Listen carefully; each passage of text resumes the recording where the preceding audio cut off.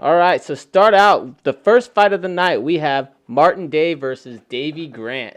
Let's talk a little bit about these fighters. So Martin Day, he's 9-3. He's 31 years old and he's 5 feet 10 inches tall. His counterpart, Davey Grant, is 10-4. He's 34 years old and he's 5 feet 8 inches tall. Yep. So since we're making our picks here, I kind of looked at Martin Day. I watched about 4 of his fights. I watched a couple of his early fights. Mm-hmm. Then I watched a couple of his later fights just to kind of see how he's evolved. His striking's fantastic. Oh, yeah. He kind of reminds me of Conor McGregor, the way he's real loose and fluid with his movements. He likes to throw a lot of spinning kicks, a la Conor McGregor, Edson Barboza. Well, so he gets a lot of that from the fact that he's a 4th-degree black belt in karate. There you go. So that's why we see a lot of high-volume kicks from him. He throws a lot of different kicks.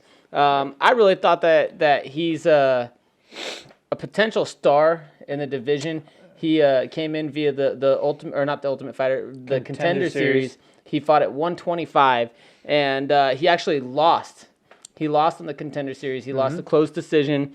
It was a very, very close fight. He dominated the 3rd round. The 1st round, he probably won. That, going based off of that 10-8 must system, we've been talking a lot, or that 10-9 must system, we've talked a lot about. That 3rd round probably was a 10-8, and that would have made that a draw. Unfortunately for him, he lost that fight. Then he that was a fight that he could have won, and then he went on to fight his next fight. That was about 6 months later. He fought on UFC Blades versus Ngannou 2, and he showed great striking. He looked awesome, but he's got a little bit of ability off the ground. It's definitely his weakness. His weakness is going to be on his back. Yeah.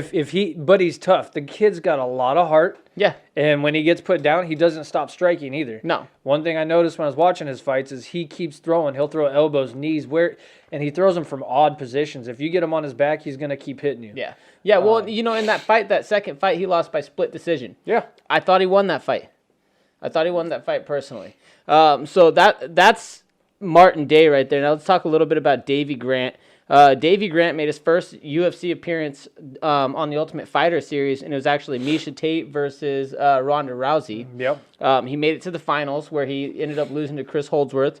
Chris Holdsworth, who's a fantastic fighter. He lost by submission. The biggest problem that I have with Davey Grant is that he's kind of fairly inactive.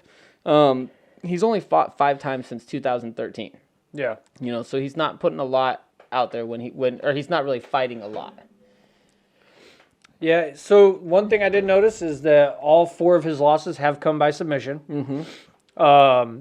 It's interesting because he's got a questionable chin as well. I've watched in a few of his fights that I did watch. He got dropped in almost every single one. Didn't get knocked out. No. But he is prone to getting dropped, and with Day being a striker, he's going to be headhunting.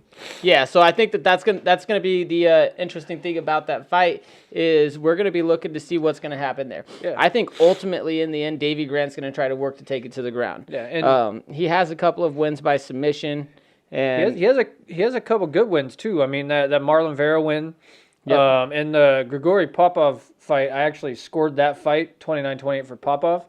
That was a close split decision. It was another close split decision. Mm-hmm. I think Popov, obviously, in that fight, he got the better of him on the feet.